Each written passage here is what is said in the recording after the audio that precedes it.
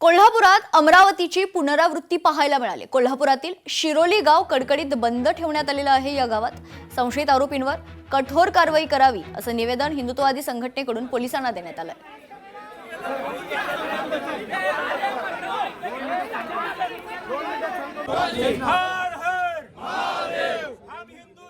ज्या संजय म्हणणाऱ्या एका मुस्लिम समाजाच्या मुलग्यानं जे लव जिहादचा या ठिकाणी जो प्रकार केलाय तो अतिशय निंदनीय आहे। आणि आज महाराष्ट्रात आणि देशात जर बघितलं तर हे लव जिहाद हे जोरात चालू आहे। ही प्रवृत्ती रोखण्यासाठी सर्व मराठी हिंदू समाजानं एकत्र येणं गरजेचं आहे। आणि हे जे प्रकार घडलेला आहे ते ह्या गावात आम्ही सकल हिंदू समाज, सकल मराठा समाज हा कधीही खपवून घेणार नाही। आतापर्यंत एक 8 ते 9 मुलींचा व्हिडिओ बाहेर आल्यात। याच्यामध्ये अजून बरेचसे व्हिडिओ येतील। चौकशीच्या माध्यमातून या सगळ्या निष्पन्न होतील। नक्कीच ही जी घटना आहे अत्यंत निर्दयी आहे, म्हणजे अत्यंत चुकीची आहे।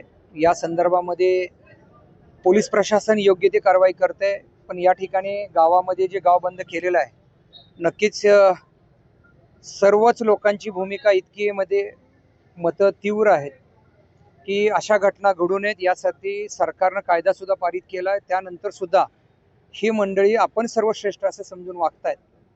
कुठेतरी या सगळ्या घटना बंद व्हाव्यात, या घटनेला कुठेतरी चाप बसावा।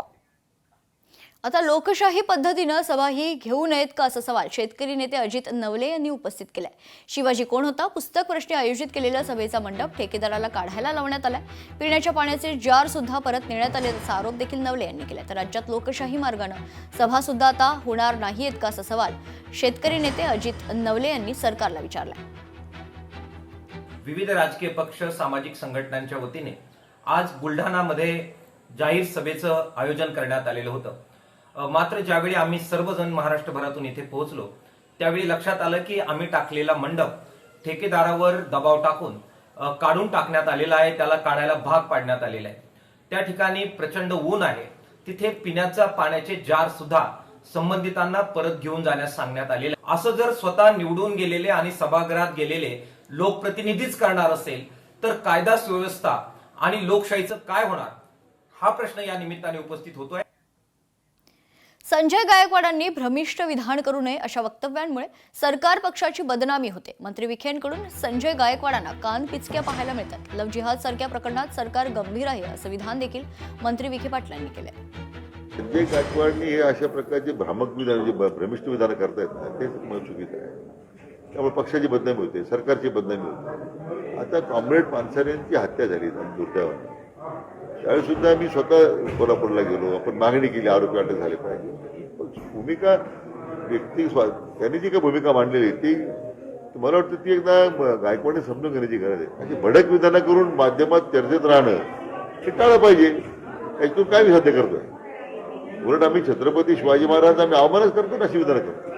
सरकारचं गंभीर आयुष्यामध्ये कठोर कारवाई तर होऊ शकतो। प्रत्येक ठिकाणाच्या घटना समोर आल्यानंतर कारवाई होतच होत्या। तुझ्या लव जिहादच्या विशेष करून प्रकरणामध्ये तर एक सामाजिक जबाबदारी प्रत्येकाचीच आहे। आता आपल्या कुटुंबातील घटक कोणी असतील ते काय करतात? मला वाटतं जितकं सरकारचं नियंत्रण त्या घटनेवर असलं पाहिजे किंवा असे गुन्हे रोखता आले पाहिजे, आपल्याला एक प्रकार रोखता आले पाहिजे। मला वाटतं यामध्ये समाजाला सुद्धा एक मोठा सहभाग होणं आवश्यक आहे की आपल्या कुटुंबातला घटक काय करतोय हे सुद्धा मला वाटतं याच्यावर लक्ष ठेवण्याची आवश्यकता आहे। पाकिस्तानात पेट्रोलचा साठा संपला असल्याची माहिती समोर येते। भारताला एका सहीवर तेल मिळते, आम्हाला नाही। पाकिस्तानच्या केंद्रीय पेट्रोलियम मंत्र्यांचं हे वक्तव्य। देशाकडे एका दिवसाचाही पेट्रोलचा साठा शिल्लक नाही अशी कबुली पाकिस्तानच्या केंद्रीय पेट्रोलियम मंत्र्यांनी दिली। पवार कुटुंब स्नेहभोजनाच्या निमित्तानं एकत्र येणार आहेत। शरद पवार यांच्याकडून एकत्र स्नेहभोजनासाठी निमंत्रण देण्यात आले। रेवती सुळे हिच्या लग्नानिमित्त स्नेहभोजनचं आयोजन करण्यात आलेलं आहे। पुण्याच्या मोदी बागेतील निवासस्थानी एकत्र स्नेहभोजन करण्यात येईल। नंदुरबारमध्ये 68 ग्रामपंचायतींच्या 80 जागांसाठी पोटनिवडणूक होणार आहे। पोटनिवडणुकीसाठी मतदानाला सुरुवात झाली आहे। खांडबारा सरपंच पदासाठी खरं तर प्रतिष्ठेची ही लढत आहे। दिग्गजांची प्रतिष्ठा पणाला लागली। उन्हाच्या तीव्रतेमुळे मतदारांची संख्या काहीशी कमी आहे। संपूर्ण खांडबारा परिसरातील तमाम नागरिकांना आणि तमाम जनतेला विनंती करतो की आज खांडबारा ग्रामपंचायतीची पोटनिवडणूक होत आहे, तर सर्व लोकांनी शांततेत आणि भरपूर प्रमाणात येऊन मतदान करावं. खांडबारा ग्रामपंचायती पोटनिवडणूक इलेक्शन चालू आहे, तर सगळ्या खांडबारा ग्रामस्थांना माझी हात जोडून विनंती आहे की सगळ्या लोकांनी मतदानाचा अधिकार बजावा, अशी माझ्या संपूर्ण खांडबारा ग्रामस्थांना विनंती आहे.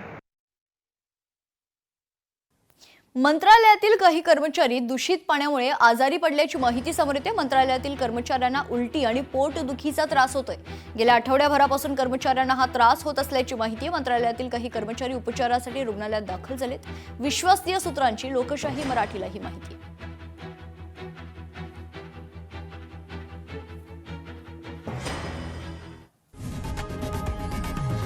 लोकशाही मराठी ऐका, पहा, जागरूक रहा.